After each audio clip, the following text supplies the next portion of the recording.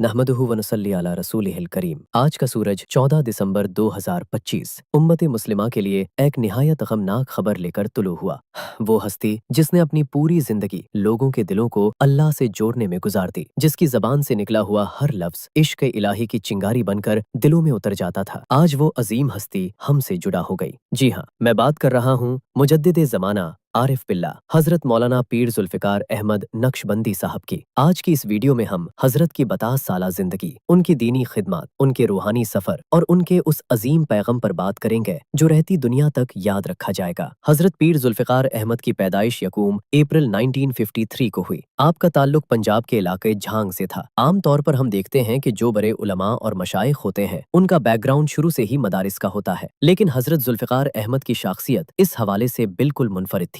आपने इब्तिदाई दीनी तालीम के साथ साथ असरी तालीम में भी कमाल हासिल किया। आपने इंजीनियरिंग की फील्ड का इंतखाब किया और इलेक्ट्रिकल इंजीनियरिंग में डिग्री हासिल की। सिर्फ यही नहीं बल्कि आपने अपनी फील्ड में बेहतरीन करकर्दागी दिखाई और एक कामयाब इंजीनियर की हैसियत से अपने करियर का आगाज किया। ये वो दौर था जब एक नौजवान के सामने दुनिया अपनी पूरी आबोताब के साथ खड़ी थी। पैसा, शोहरत और करियर सब कुछ उनके कदमों में था, लेकिन अल्लाह ने उनसे कुछ और ही काम लेना था। दुनिया में रहकर दुनिया से दिल न लगाना, ये सबक उन्होंने अपने मुरीदीन को बाद में सिखाया, लेकिन पहले खुद इस पर अमल करके दिखाया। इंजीनियरिंग की नौकरी के दौरान ही उनके दिल में अल्लाह की मोहब्बत का ऐसा दीप जला के उन्होंने दुनिया की रंगीनियों से मुंह मोड़ लिया। इसी तलाश में आप उस वक्त के अजीम बुजुर्ग हजरत ख्वाजा गुलाम हबीब की खिदमत में हाजिर हुए। अपने शेख की सोबत में रहकर आपने तज़किया नफ्स की मंजिलें तय किए। ये वो वक्त था जब इंजीनियर जुल्फिकार अहमद पीर जुल्फिकार अहमद बनने के सफर पर गामजन थे। अपने शेख की वाफत के बाद आपने पूरी तरह से खुद को दीन के लिए वक्फ कर दिया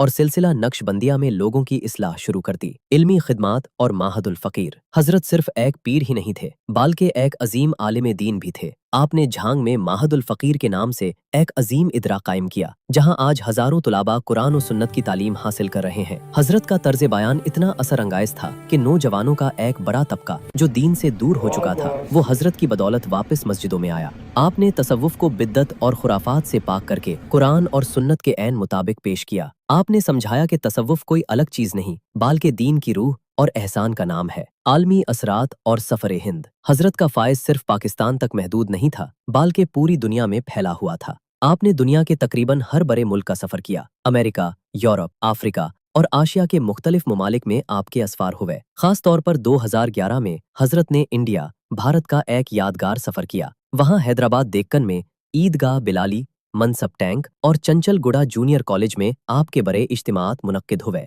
इन प्रोग्राम्स में हजारों की तादाद में लोगों ने शिरकत की और आपके बयान से मुस्तफीद हुए। इसी सफर के दौरान आपने देवबंद की अजीम दरसगाहों का भी दौरा किया। आपने दारुल उलूम देवबंद की मस्जिद रशीद और दारुल उलूम वक्फ देवबंद में उलमा और तुलाबा से खिताब किया। सरहद के उस पार भी लोगों ने आपको जिस मोहब्बत से सुना वो इस बात का सबूत था कि दिलों की हुकूमत बॉर्डर्स की मोहताज नहीं होती। हजरत की शाख्सियत के बारे में दारुल उलूम देवबंद के दारुल इफ्ता से जब सवाल किया गया तो उन्होंने वाज़े अल्फाज में कहा कि जुल्फिकार अहमद नक्शबंदी सिलसिला नक्शबंदिया के मोतबर बुजुर्ग है और अकाबिर देवबंद के मसलक पर है। ये सनाद आपकी इल्मी और रूहानी हैसियत को वाज़े करने के लिए काफ़ी है।